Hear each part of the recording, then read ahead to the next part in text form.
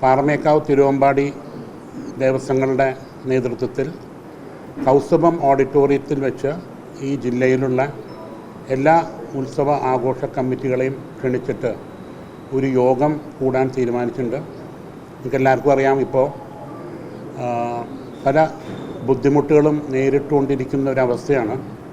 വെടിക്കെട്ടിനാണെങ്കിലും ആനെഴുന്നള്ളിപ്പിനാണെങ്കിലും ഇവിടെ ഉത്സവങ്ങളും പൂരങ്ങളുടെയും സമയമായി കഴിഞ്ഞു.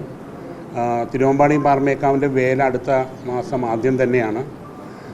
അതുകൂടാണ്ട് വെടിക്കെട്ടിനെ സംബന്ധിച്ച് ഒരു നിലയ്ക്കും വെടിക്കെട്ട് നടത്താൻ പറ്റാത്തൊരവസ്ഥയാണ് ഈ പുതിയ ഗസറ്റ് പബ്ലിക്കേഷനിൽ കൂടി വന്നിട്ടുള്ളത്.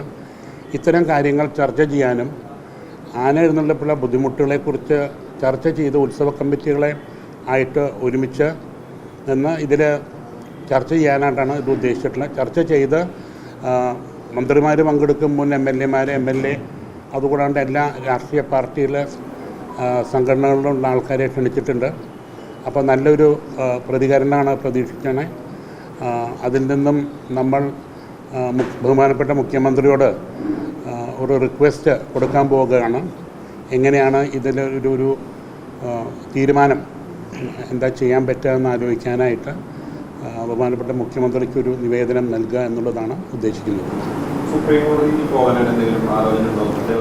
ഈ ഒരു ഘട്ടത്തിലില്ല.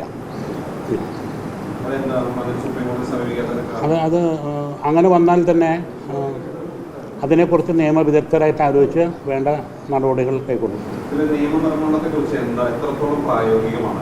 അതിപ്പോൾ ബഹുമാനപ്പെട്ട റവന്യൂ മിനിസ്റ്ററായിട്ട് സംസാരിച്ചപ്പോഴും അദ്ദേഹവും അതിനെക്കുറിച്ചുള്ള ആരും ഷുവറല്ല, ഇതെന്താ ചെയ്യാൻ പറ്റുക എന്നുള്ളതിനെക്കുറിച്ച് ആർക്കും അപ്പോൾ അവരും ലീഗൽ എക്സ്പേർട്സായിട്ട് സംസാരിച്ചിട്ട് എന്താ ചെയ്യുക എന്നുള്ളത് ആലോചിച്ചുകൊണ്ടിരിക്കുകയാണ്.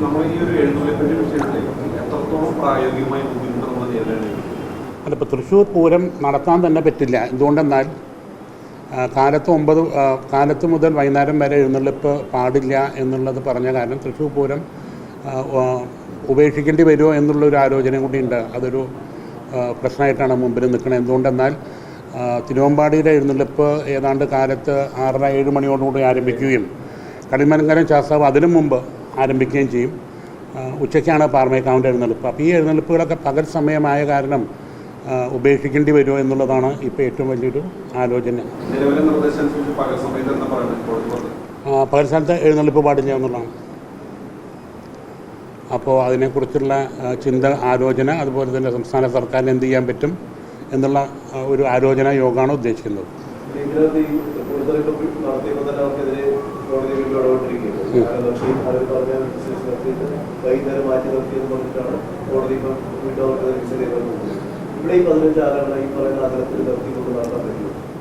നിർത്താൻ പറ്റില്ല.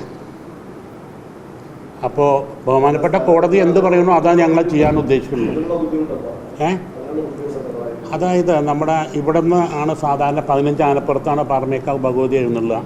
ഇവിടെ 15 ആന നിർത്താനുള്ള 3 മീറ്റർ ഗ്യാപ്പിട്ട് നിർത്താനുള്ള സ്ഥലമില്ല. അതുപോലെ തന്നെ വിശ്വപ്രസിദ്ധമായിട്ടുള്ള തെക്കോട്ടിറക്കം, അവിടെ 15 ആനയെ കൂടുതൽ 15 ആന നിർത്താൻ സാധിക്കില്ല, ഈ 3 മീറ്റർ ഗ്യാപ്പ്. അപ്പോൾ ഇത് രണ്ടാണ് ഏറ്റവും വലിയ ബുദ്ധിമുട്ടുകൾ. അതുപോലെ തന്നെ രാത്രി എഴുന്നള്ളിക്കുമ്പോൾ 7 ആനയാണ് രാത്രി എഴുന്നള്ളിപ്പിന്. ആ 7 ആനയും ഈ റോട്ടിൽ നിർത്താൻ പറ്റും.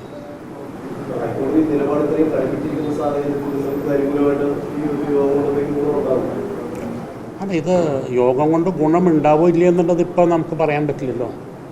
ഗുണമുണ്ടാവാൻ റിക്വസ്റ്റ് ചെയ്യാനാണ് സ്റ്റേറ്റ് ഗവൺമെൻറ്റിനോട് എന്തെങ്കിലും ചെയ്യാൻ പറ്റുമോ എന്നുള്ളത്. സംസ്ഥാന സർക്കാരിനെ പ്രായോഗികമായി എന്തെങ്കിലും ചെയ്യാൻ കഴിയുമെന്നുള്ളൊരു അതെ, ഇപ്പോൾ ഉള്ളത് സംസ്ഥാന സർക്കാരിന് എന്തെങ്കിലും ചെയ്യാൻ പറ്റുമോ എന്നുള്ള റിക്വസ്റ്റാണ്.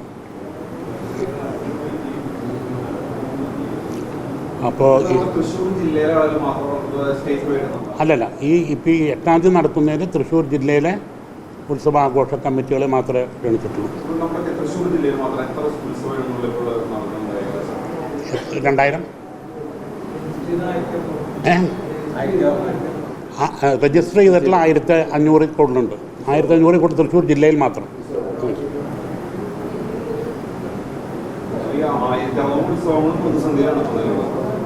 പല രീതിയിലുള്ള പ്രതിസന്ധികൾ, ഒന്നില്ലെങ്കിൽ എഴുന്നള്ളിപ്പ്, അല്ലെങ്കിൽ വെടിക്കെട്ട്, പല രീതിയിലുള്ള. ഇനിയിപ്പോൾ അതുകൂടാതെ ഈ നമുക്കറിയാം നമ്മുടെ നാട്ടിൽ അയ്യപ്പൻ വിളക്ക് നടക്കുക എന്നുള്ളതുണ്ട്, അതിൽ ആന എഴുന്നള്ളിപ്പുണ്ട്. പലർക്കും എന്താ ചെയ്യേണ്ടതെന്ന് അറിയില്ല. കാർത്തിക ഇപ്പോൾ വരികയാണ്. അപ്പോൾ ഇതിനൊക്കെ എന്താ ചെയ്യുക, അല്ലെങ്കിൽ എങ്ങനെയാണ് നിയമത്തിൻ്റെ ഉള്ളിൽ നിന്നുകൊണ്ട് ചെയ്യാൻ സാധിക്കുക എന്നുള്ളതൊക്കെ ആലോചിക്കാനാണ്.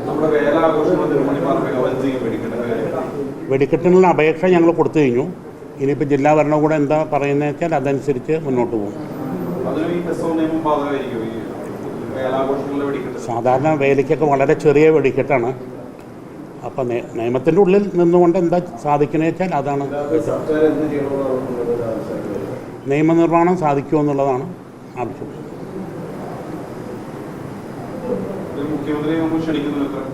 അല്ല, ഈ ആദ്യത്തേത് ജില്ലയിലെ മന്ത്രിമാരെയാണ് ക്ഷണിക്കണേ. അത് കഴിഞ്ഞൊരു എന്താ അതിൽ നിന്ന് ഉരുത്തിരിഞ്ഞ് വരുന്ന വെച്ചാൽ അതനുസരിച്ച് ബാക്കി കാര്യങ്ങളായിട്ട് മുന്നോട്ട്. ധാരാളം പെരുന്നാളുകളും നേർച്ചകളും കൂടി ഉണ്ട് ഈ സമയത്ത്. ഈ പട്ടാമ്പി നേർച്ച, അങ്ങനെ നമുക്കറിയാം ഇവിടെ തൃശ്ശൂർ ചുറ്റും തന്നെ പല എഴുന്നള്ളിപ്പുകളും പള്ളികളിൽ നടത്താറുണ്ട്.